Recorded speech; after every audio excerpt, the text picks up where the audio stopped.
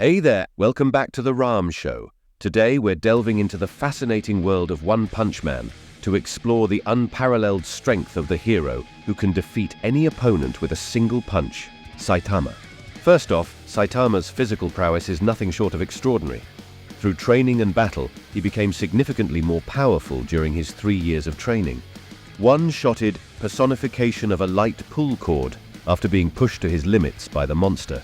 He allegedly managed to outrun his own reflection in the mirror after trying very hard. Genos theorized that even Saitama himself cannot explain the secret to his power.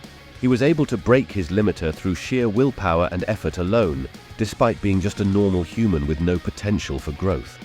Moving on to attack potency, Saitama's power is classified from wall level to mind-boggling multi-solar system, and possibly galaxy level. His resistance to Tatsumaki's telekinesis elevates his capabilities beyond multi-continent.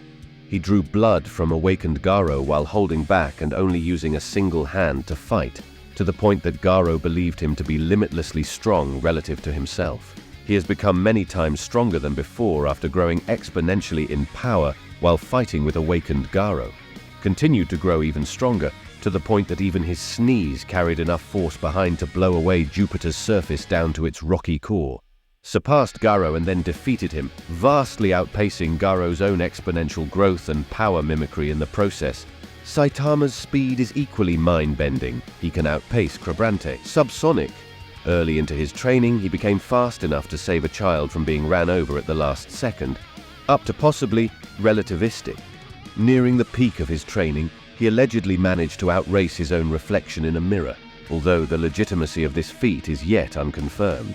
Blitzed awakened Garo to the point of creating a constellation around Io with his speed before he could even react. Went so fast he appeared to be in multiple places at the same time from Garo's perspective, leaving behind countless after-images. Used only one hand to fight against Garo. And let's not forget his lifting strength, strong enough to tear out Quabrante's insides.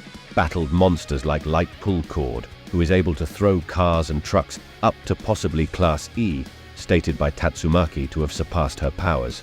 And he threw the surface Io with enough force to turn the moon into fragments, using only a single hand.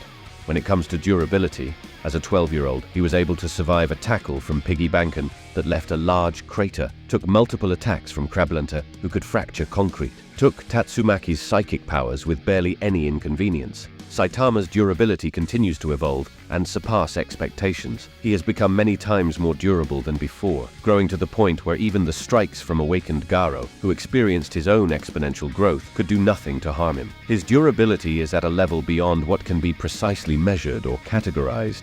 He tanked the collision of Serious Punch, a move capable of wiping out a vast area, and various strikes from awakened Garo.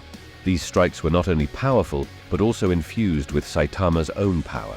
This level of durability is described as multi-solar system to possibly galaxy level, indicating that Saitama can withstand attacks that have the potential to affect an entire solar system or even a galaxy. No wonder he's the hero who can take on any foe without breaking a sweat. Saitama's attacks have a standard melee range.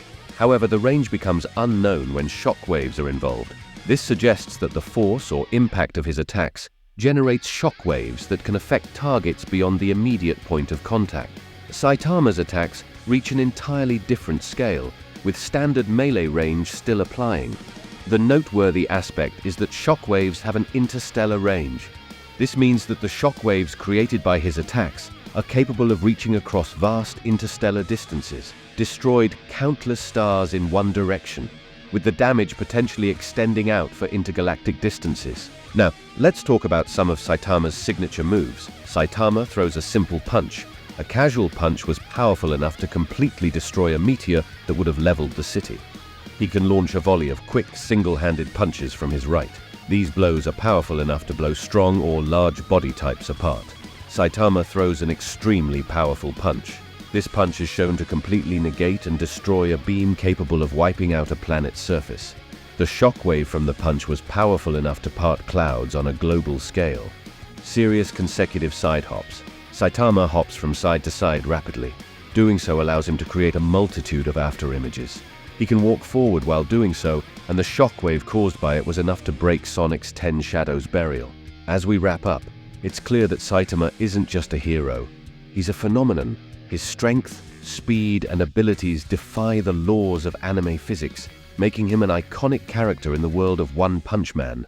What's your take on Saitama's power level? Let us know in the comments below, and don't forget to hit that like button if you enjoyed this deep dive into the strength of our favorite hero. Subscribe for more exciting videos. Until next time, peace.